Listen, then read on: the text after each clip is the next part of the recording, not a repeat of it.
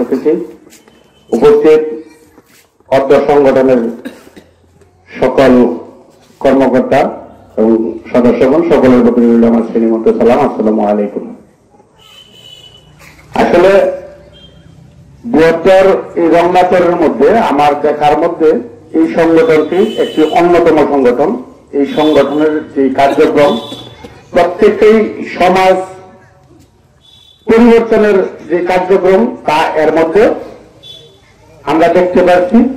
বিগত দিনেও তারা যে কার্যক্রম চালিয়ে গেছেন তা এই সমাজ পরিবর্তনের জন্য একটা দৃষ্টান্ত তারা স্থাপন করেছেন।